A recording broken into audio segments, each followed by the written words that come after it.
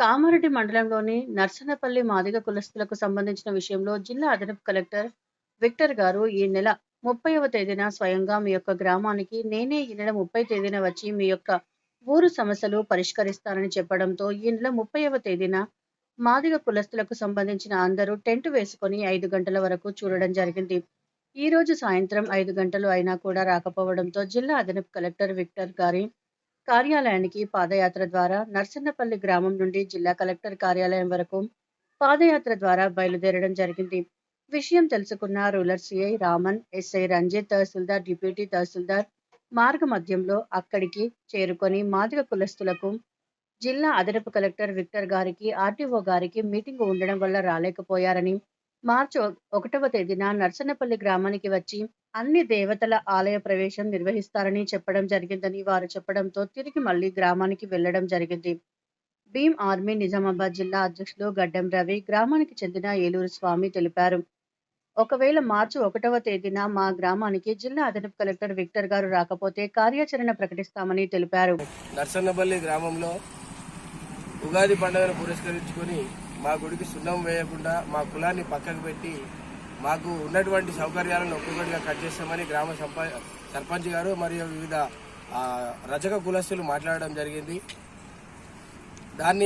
దానికి సంబంధించిన సంభాషణ ఫోన్లో రికార్డు కావడం జరిగింది. అటు రికార్డు తీసుకొని మేము పోలీస్ స్టేషన్ దేవునిపల్లి పిఎస్కి పోయి కంప్లైంట్ చేయడం జరిగింది.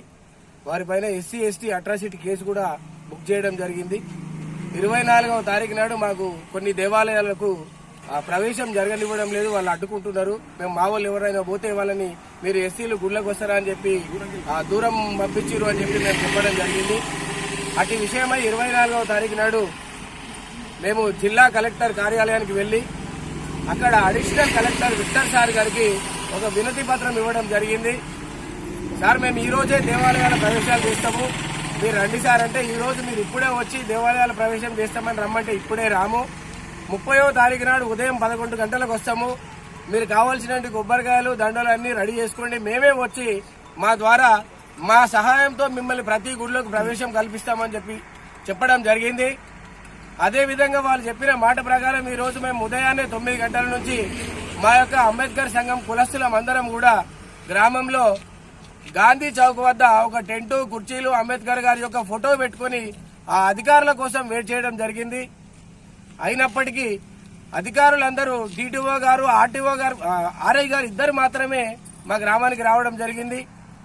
వాళ్ళు 11:30 నుంచి ఇప్పటి వరకు సాయంత్రం 5 గంటల వరకు వస్తున్నారు రావడం లేదు. పొద్దున్నే 11:30 గంటల వరకు వస్తారు అని చెప్పడం జరిగింది. 11:30 నుంచి ఇప్పటి వరకు 4 గంటలకు వీసీ వీడియో కాన్ఫరెన్స్ నడుస్తుంది.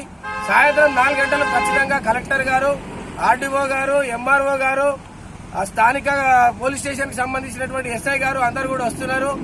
మీకు గుడి యొక్క ప్రవేశం అన్ని గుళ్ళకు సంబంధించిన ప్రవేశాలు కల్పిస్తామని చెప్పడం జరిగింది. అయినప్పటికీ ఇప్పటి వరకు కూడా రాకుండా మా పట్ల నిర్లక్ష్యం వహిస్తూ మమ్మల్ని కుల వివక్ష చూపిస్తూ చివరికి జిల్లా కార్యాలయంలో ఉన్నటువంటి కలెక్టర్ గారు, ఆర్డీఓ గారు, ఎంఆర్ఓ గారు, స్థానిక పోలీస్ స్టేషన్ కు సంబంధించినటువంటి ఎస్ఐ గారు, మిగతా అధికారులందరూ కూడా మా పైన నిర్లక్ష్యం వహిస్తూ మాకు దేవాలయాల ప్రవేశం కల్పించకుండా ఇప్పటి వరకు సమయాన్ని గడిపి మాకు సమయాన్ని వృధా చేయడం జరిగింది.